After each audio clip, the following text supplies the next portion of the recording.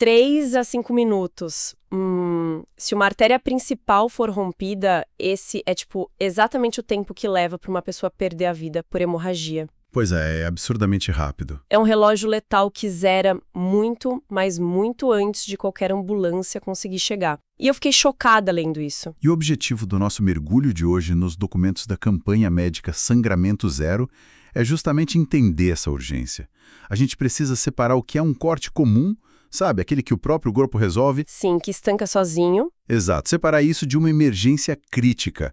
E, claro, entender como uma ação imediata de quem está ali perto muda completamente o desfecho. Como o tempo é a maior restrição de todas, o primeiro desafio para quem está perto é bater o olho e reconhecer o perigo na mesma hora, né?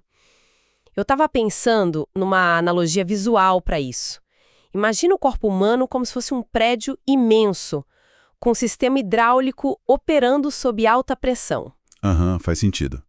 Aí, se um cano mestre estoura lá no andar térreo, a pressão cai de um jeito tão drástico que a água não tem força para subir até a caixa d'água no telhado. Essa imagem é perfeita para ilustrar o que a medicina chama de choque hemorrágico.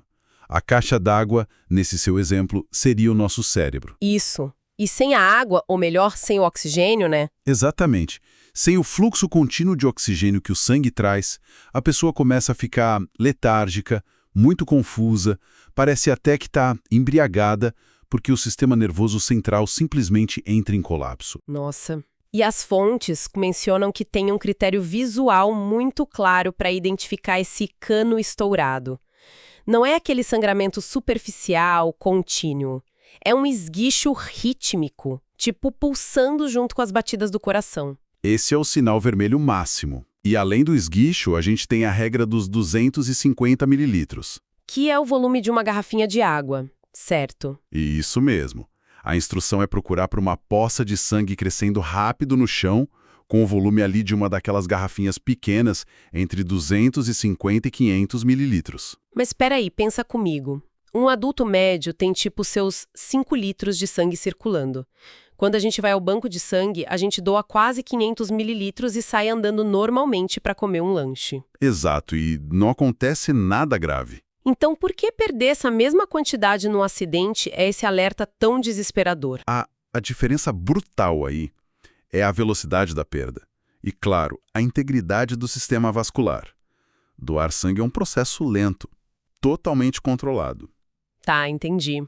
Num trauma, perder esse volume em poucos segundos sinaliza para o corpo que uma via de grosso calibre foi rasgada.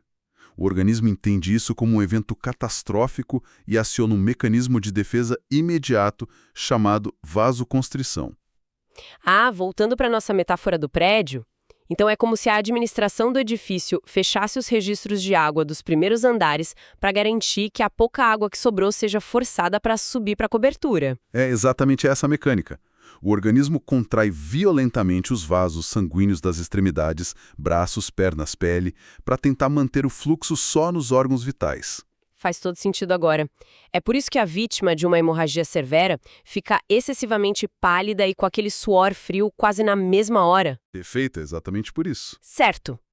Então, o colapso hidráulico está acontecendo, o relógio de 5 minutos está correndo solto e o socorro profissional vai demorar 10 ou 15. O que a pessoa que está ali do lado pode realmente fazer?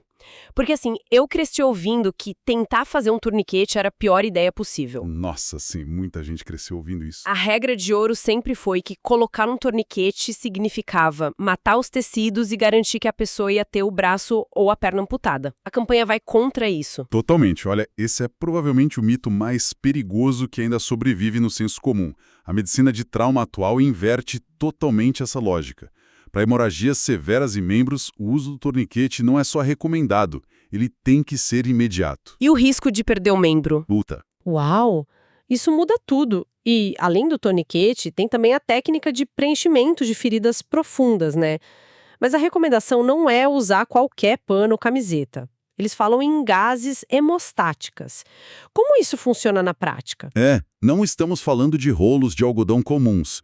Uma gase hemostática é impregnada com agentes químicos que reagem assim que tem contato com o sangue. Eles forçam a coagulação? De maneira ativa, sim. Ao preencher a cavidade do ferimento com esse material e aplicar peso por cima, você cria uma barreira física e química capaz de cimentar o vazamento. O que transforma os fibadão comum, que tem um treinamento básico, no primeiro e principal elo da corrente de sobrevivência.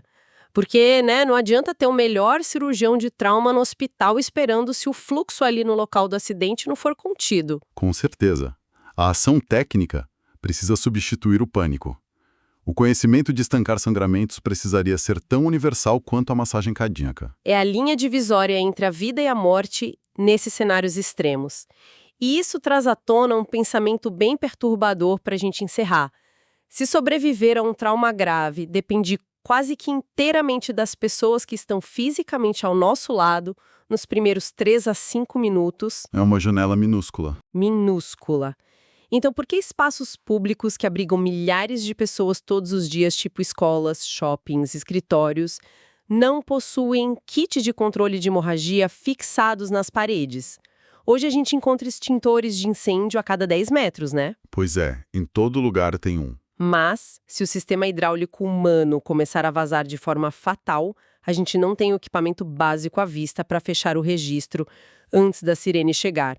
Fica essa reflexão para quem acompanha a gente.